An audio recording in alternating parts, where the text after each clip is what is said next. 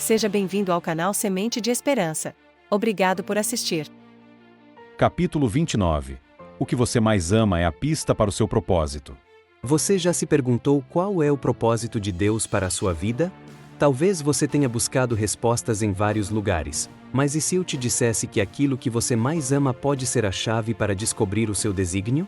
Hoje, vamos mergulhar profundamente na história de Moisés, um homem comum que foi movido pelo amor à justiça e encontrou, nesse sentimento, o chamado divino para libertar Israel.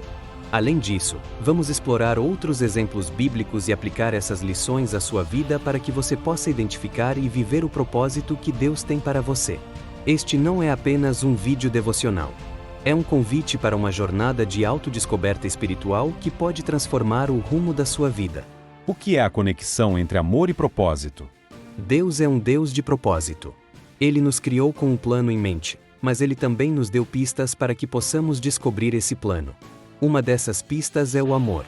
O livro nos ensina: o que você ama é uma dica do seu desígnio. E isso faz todo sentido quando olhamos para a palavra de Deus.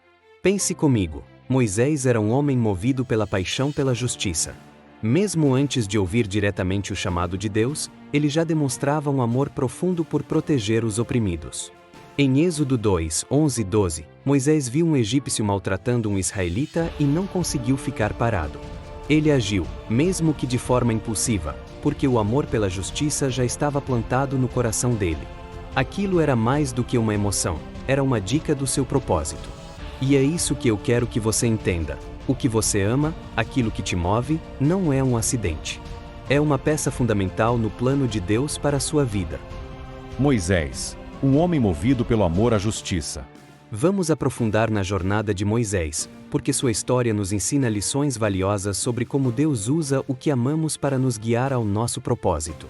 Moisés foi criado no Egito, na casa de Faraó, mas nunca se esqueceu de quem ele era. Ele sabia que era hebreu e compartilhava do sofrimento do seu povo. Quando viu a injustiça acontecendo diante dos seus olhos, ele não conseguiu ignorar. Mas aqui está algo interessante. Depois de agir impulsivamente e matar o egípcio, Moisés fugiu para o deserto. Ele provavelmente pensou que sua chance de fazer algo significativo havia acabado. Durante anos, ele viveu como pastor de ovelhas, talvez acreditando que sua indignação pela injustiça havia sido um erro.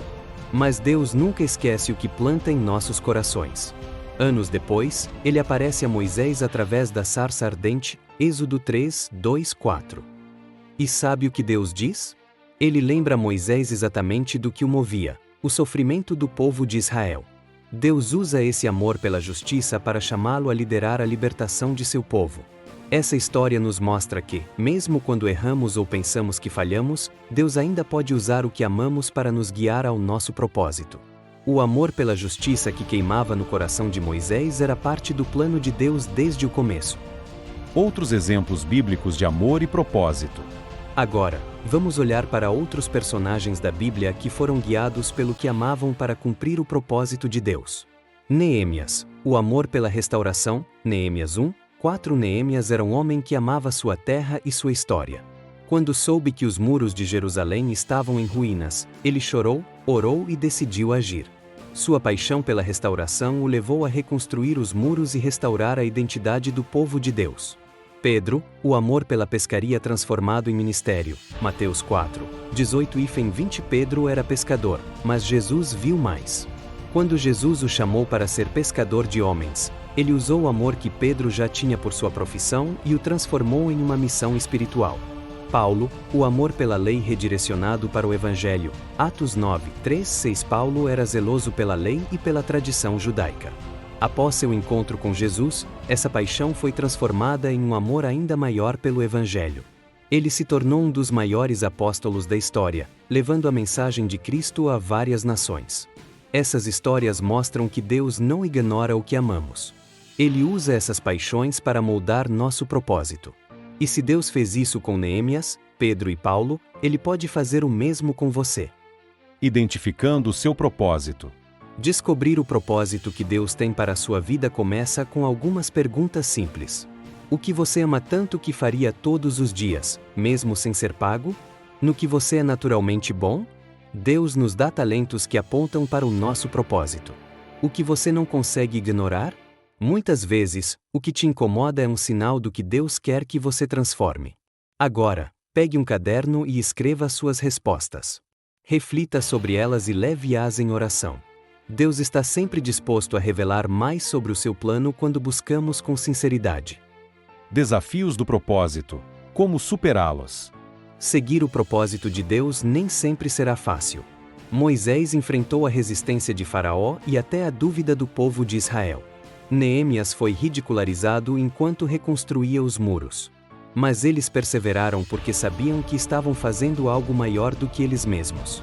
Lembre-se, Isaías 41:10 nos diz: Não temas, porque eu sou contigo, não te assombres, porque eu sou o teu Deus. Deus nunca te chama sem te capacitar. Ele estará ao seu lado em cada passo. Reflexões finais e encerramento. Chegamos ao final deste vídeo, mas a jornada de descoberta do seu propósito está apenas começando. Vamos refletir juntos sobre o que aprendemos hoje. Deus é intencional.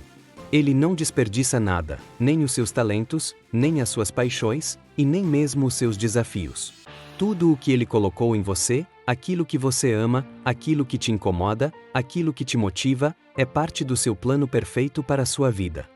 A história de Moisés nos mostra que Deus usa até os nossos momentos de dúvida e fracasso para nos preparar para algo maior. Quando Moisés fugiu para o deserto, ele pensou que seu papel havia terminado. Mas Deus não apenas o chamou de volta, ele o capacitou para cumprir um propósito que era muito maior do que ele podia imaginar. Agora, eu quero que você pense em sua própria vida. Quais são as paixões que Deus colocou no seu coração? Quais são os dons e talentos que você, talvez, tenha negligenciado ou subestimado? Quais são as áreas da sua vida onde você sente que algo precisa mudar? Eu te encorajo a trazer tudo isso diante de Deus em oração. Seja honesto com Ele. Diga: Senhor, eu quero fazer parte do teu plano. Mostra-me como usar aquilo que eu amo para te glorificar e abençoar as pessoas ao meu redor. E lembre-se, o propósito de Deus para a sua vida não é apenas sobre você. É sobre o impacto que você pode ter no mundo. É sobre as vidas que você pode transformar. Assim como Moisés libertou uma nação, Deus quer usar você para trazer esperança, cura e transformação para o seu mundo. Vamos orar juntos agora. Senhor, eu te agradeço por me criar com um propósito único.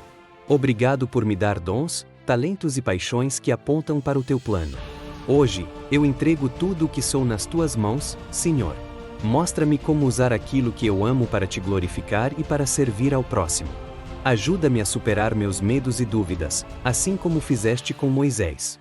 Dá-me coragem para agir, sabedoria para planejar e força para perseverar, mesmo diante das dificuldades.